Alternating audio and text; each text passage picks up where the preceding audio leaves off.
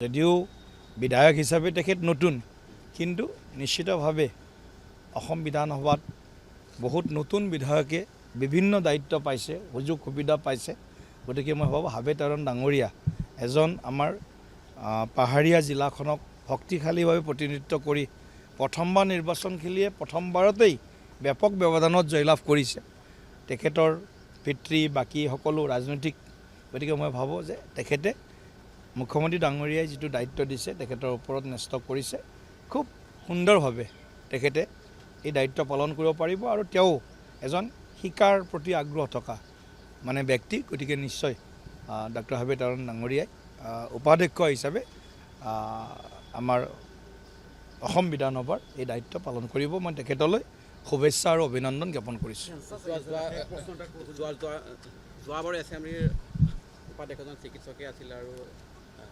যোৱাবাৰ ডক্টৰ নুমল মমিন আছিলে তেওঁ মেডিচিনৰ ডক্টৰ আছিলে গতিকে এখেতো মেডিচিনৰ ডক্টৰ গতিকে ডক্টৰ পৰম্পৰাটো বোধহয় কণ্টিনিউ হৈছে সেইটো কথাও আমি ক'ব পাৰোঁ কিন্তু মই ভাবোঁ কি জনপ্ৰতিনিধি হিচাপে নিৰ্বাচিত হোৱাৰ পিছত নিশ্চিতভাৱে এজন যদিও অভিজ্ঞতা প্ৰথমবাৰ অহাসকলৰ কম থাকে তেওঁলোকে নিশ্চয় এই যিটো ফৰ্মেট এই ফৰ্মেটত সোমাই যোৱাৰ লগে লগে আৰু অকণমান অধ্যয়ন বিধানসভা পৰিচালনা কৰা আমিও ধৰক কেতিয়াবা লোকসভা পৰিচালনা কৰোঁ পেনেল চেয়াৰমেন হিচাপে আমিও আছোঁ গতিকে আমিও বহুত কথা শিকিব লাগে বা জানিব লাগে ৰুলছ হওক কনভেনশ্যনছ হওক নীতি হওক পৰম্পৰা হওক এইবিলাক আমি শিকিবও লাগে জানিবও লাগে সেইমতে সদন পৰিচালনাও কৰিব লাগে নিশ্চিতভাৱে এখেতেও সফল হ'ব চেঞ্চাছত কোনে কি ভাষা লিখিব তাক লৈ এক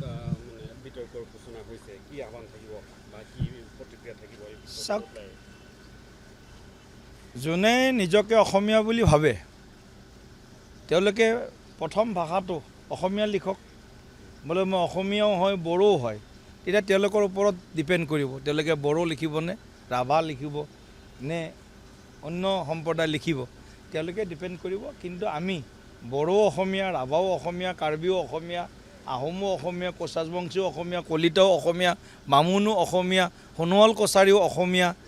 মৰাণ মটকো অসমীয়া গতিকে আমি সকলো অসমীয়া গতিকে মই ভাবোঁ অসমীয়া হিচাপে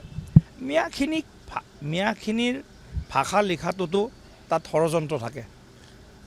ভাষা লিখোঁতে ষড়যন্ত্ৰ কৰে ইয়াৰ আগতেও ষড়যন্ত্ৰ কৰিছিল মিয়াই ভাষা লিখোঁতে গতিকে মিয়াখিনি যিয়ে নিলিখক সেইটো মিয়াখিনিয়ে নিজে লিখিব কিন্তু অসমীয়াখিনিয়ে সকলোৱে নিজৰ মাতৃভাষাটো যি তেওঁলোকে লিখিব অসমীয়া লিখক বড়ো কাৰ্বি যোনে যি লিখে লিখিব কাৰণ বড়ো কাৰ্বিও অসমীয়াসকলৰ অন্যতম জনগোষ্ঠী যোন জনগোষ্ঠী নহওক কিয় মিয়াখিনিক তেওঁলোকৰ মানে হাতলৈ আমি এৰি দিছোঁ কাৰণ মিয়াৰ ভৱিষ্যত এতিয়া মিয়াই নিৰূপণ কৰিব